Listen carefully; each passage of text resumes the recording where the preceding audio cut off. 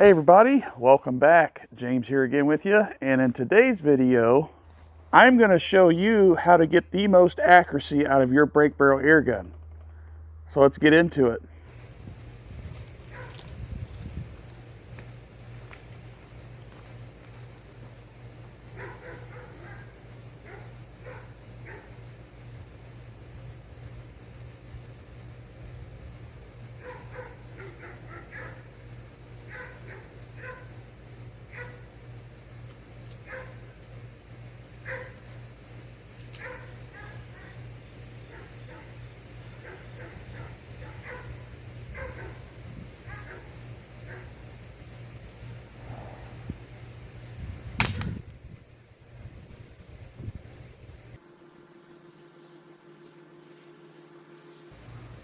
There we go. 25 yards, card hit on edge, one shot. You can see I had the magazine loaded on 9 or 10 I should say. So one shot, Gammo Whisper 22 cal JSB FX 15.89 grain pellets going around 650 feet a second. This gun shoots really well, and I got a target down here. Shooting standing free-handed and got a lot of shots inside of a bull 1-inch circle, so I'll take it. Getting her ready for squirrel season. Woo! Here's the card. Nailed it right on the edge. So the very first thing that you want to do if you purchased a brake barrel air gun, no matter where you got it from, whether it's department store, online, you know, air gun shop, whatever, first thing you need to do is check the manual. That right there will tell you the prerequisites, what you need to do to get the gun set up mostly, and some extra tips that will help you along the way if a need arises and something is not working out for you while shooting brake barrel air guns.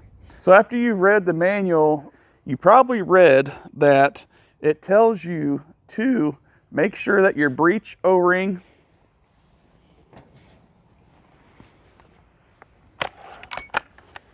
in your air gun right here on the barrel, or sometimes back here on the piston chamber, it tells you to lube that. Either use a silicone spray or droplets, and all you do is just hit it just like that. Now, another thing they tell you to do is put a couple drops of silicone or spray some down in the transfer port. That way your piston with the seal on it gets lubed as well. Because if you don't do that, whether the gun's been sitting in a box on the shelf for years before you bought it, or you've got it sighted in and then set it down and not picked it up for a long time, I highly recommend doing that. This has saved me so much in time and money from switching scopes to pellets, this or that. And the thing is, guys, I don't use aftermarket scopes. The scopes that come with these guns are still being used. So that shows right there that my methods here with these guns, you know, without swapping out scopes, they still hold.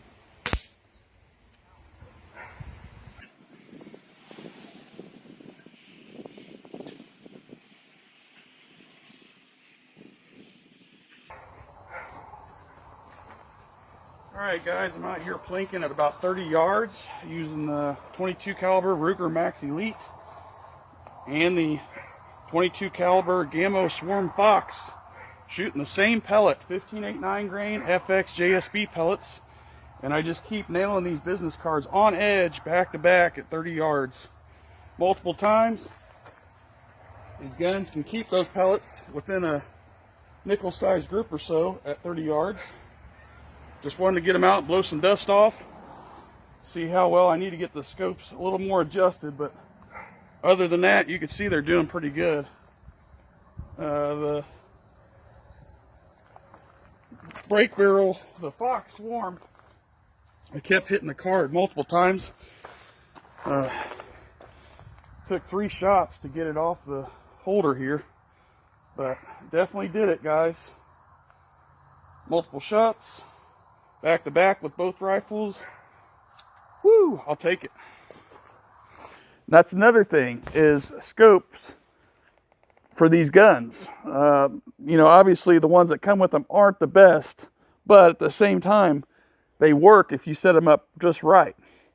So what you want to do is you want to make sure that the rings are torqued down pretty tight. And another thing, a little tip here, is you don't want the rings to be touching the turrets. Because if a ring touches the turret and that brake barrel air gun goes off with the double recoil, because it goes off right when you pull the trigger, you feel one recoil. And then the second recoil kicks in when the piston bottoms out here right before the barrel and pushes the pellet out of the barrel. So that's why you have to have the piston lubed. Because if you don't, it's going to drag in there and cause a lot of extra recoil and vibrations that you don't want, which can damage the scopes if the rings are mounted too close to the turret. It can break your reticle. So there's that. It just means that you have to keep everything lubed up properly. Then that's the way it's meant to be. Now that you've seen I lubed this air gun up, this Ruger Impact Max Elite, what you want to do is shoot it a couple times. You could do it with a pellet or without. I typically do it without pellets. It's going to be loud, but what you're doing is pushing all that lube and compressing it and getting all the walls of the chamber lubed up, and then it's pushing it into the barrel, and it's actually smoking the barrel, so it's helping out when you shoot pellets. It's going to crack. I do it about 3 or 4 times. Now it's starting to sound better and smoother. So now that you got the prerequisites done, you made sure that your scope is mounted properly and the rings are not touching the turret so the hammer blow doesn't break your scope. You got the piston seal and the breech seal lubed up. You took about 5 shots beforehand, and now you're ready to sight in. So what happens is these guns do not like being shot pinned down or in a gun rest like you would set up a regular rimfire or centerfire rifle. They don't like it. So when you're on the bench, you either want to shoot with the hand underneath to negate that recoil, or if you shoot like I do, where I freehand shoot standing, what I do is I have my arms set up just right where I make triangles with my right and left arm, and I hold it just like that. I don't have my arm under here because I want to make sure that all the recoil is coming straight back and down or up.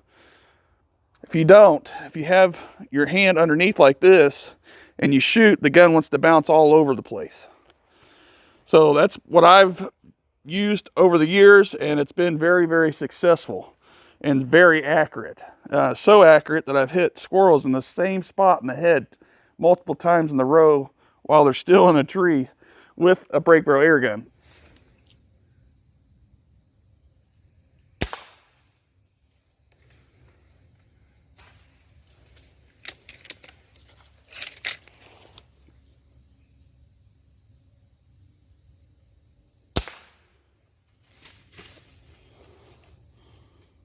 And I definitely practice using my setup because I don't want me as the shooter being the one responsible for the gun not performing well when it's not the gun's fault. It was me setting the gun up properly. Obviously, you want to follow your shots with the scope if you have a target set up or something, whatever you're trying to hit, and get your scope dialed in. And again, repeat this process. If the accuracy falls off, use the lube on the breech and the piston seal. The longer you let it sit, I don't recommend it. I recommend shooting it as much as possible. But if you let it sit, everything doesn't stay lubed up as well as with a fresh coat of lube in there. And, you know, these guns are very, very accurate if you get them to shoot well. I wanted to add this in before I ended the video. And obviously these guns, if you're not used to shooting them, the trigger is a little bit different. So it's not like your traditional firearm trigger where you press it and it goes bang. They are connected to the piston and everything in here. So it's basically like to get the most accuracy out of it, so you're not fighting a recoil, you basically have to jerk the trigger. Now what you do is, it's not just a straight jerk. If your trigger is dual stage or it's a single stage, you pull it till it hits a wall. You can see how much pre-travel this trigger has in this gun. So I'm pulling it till it hits a wall. You just don't sit there and keep trying to, you know, pull it and squeeze it and squeeze it and squeeze it. You actually have to jerk it. And that'll get you the most accuracy out of these guns. Many people have tried this when I made videos in the years past, and their data proves like mine that their groups and accuracy are so much better using this method with their air gun versus sitting there trying to squeeze it really slow and get a good consistent pull.